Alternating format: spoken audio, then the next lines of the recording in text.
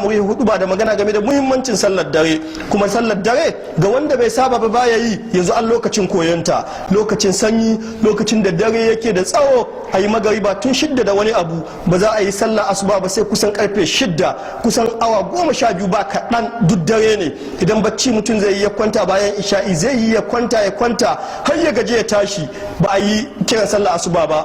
To a wannan lokacin ya kamata wanda bai saba qiyamul layli ba sai ya koyi yin qiyamul layli a wannan lokacin. Wai menene qiyamul laylin nan? Qiyamul laylin nan shine kayi alwala, kayi raka'a 3 shafa'i da wuturi da kake bayan isha'i, ka jinkirta su kai wannan lokacin kayi su, ka ƙara 2 su kai raka'a 5 yafi, ka ƙara 2 su kai raka'a 7 yafi, ka ƙara 2 su kai raka'a 9 yafi, ka ƙara 2 su kai raka'a 11 sai kai yadda annabi sallallahu alaihi wasallam kai ko da yaushe. Shine kawai qiyamul layli, ka tashi da dare kai sallah lokacin da Allah yake saukowa zuwa saman duniya, yace ina mai neman gafara in gafarta mai, ina mai bukata in biya mai, ina mai roƙo in bashi. A wannan lokacin ka tashi, sallar dare tana da muhimmanci. Kowa yayi bacci yau, ya anka ce babu mai, ana tsadan mai, za ka ga mutane sun aje motocinsu cikin dare. Wannan dubara ita ce Allah ya ce ayi a qiyamul layli, mu'minai masu wayo suke yi. Kowa yana ce yana baccin shi na layin mai, domin ya san hakan zai fiye samu. In ya bari sai da rana kowa ya tashi, cinkoso ya yi yawa. Haka da daddare inda Allah cinkoso ba ya yi mai yawa, amma kana ganawa da Allah da daddare lokacin da kowa yana bacci. Wannan ganawar tafe, kowa yana bacci kai kana falikana, ya Allah ka bani, ya Allah ka yi min albarka, ya Allah ka sani aljanna, ya Allah ka tsare ni daga wuta. Qiyamul layli tana da fa'ida kwarai da gaske. Yin ta yana sa hasken fuska, yin ta yana sa yalwa a dukiya, yin ta yana kawo nishadi.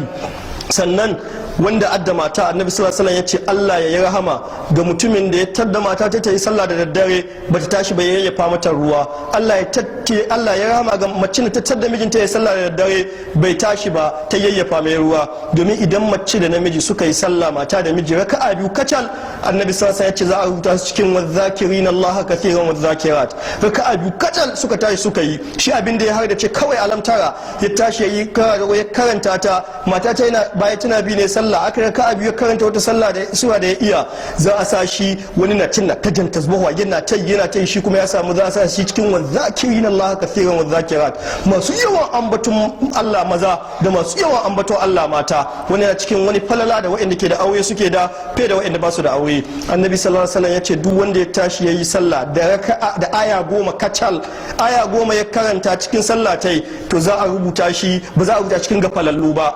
Shi ko da ya tashi kawai aya 10 yayi, ka in ka karanta sabbi aya 19 ce, in ka karanta qul ya ayyu, karanta qul huwallahu falaq da nasi.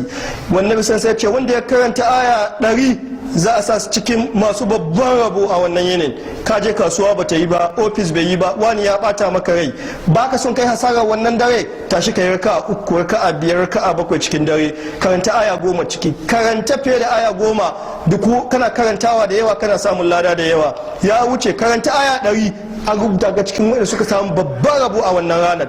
Annabi aya 100 babu yawa. In ka tashi ka karanta amma aya 40, in ka karanta wannan nazi'ati ita ma wata aya 40 da wani abu, in ka hada ka yi sabbi shikenan ka kama aya 100, raka'a 2 raka'a 3 ka cika. Annabi ya ce wanda ya karanta aya 1000 za a rubuta cikin muqantarina, wanda suke da babban lada kamar duwatsu, irin manyan duwatsun nan na hudu. Aya 1000 daga tabara zuwa ƙasa tafi aya 1000 da wani abu ne. Ka karanta cikin sallah cikin dare daya, in baka iyawa aya 100, in baka iyawa aya 10. Duk yadda aka kada ka bari sallar qiyamul layl ta wuce ka. Shine da'abus salihina, shine aikin mutanen kirki, aikin mutanen kwarai. Allah ya sa mu cikin mutanen kwarai, ya sa mu cikin mutanen kirki. Allah ya tarbiyyatar mu na al'umman mu, Allah ya muna albarka ga samarin mu, ya muna albarka ga 'yan matan mu. Allah ya waɗanda ba su da aure Allah ya ba su arukan da za a yi, da waɗanda ake nan ana tayi cikin jiha ko da yaushe. Allah ya sa musu albarka, Allah ya bada zaman lafiya, Allah ya zamzam mu na kasan mu lafiya. Allah ya taimaki malaman mu, ya ba su ikon faɗa muna gaskiya.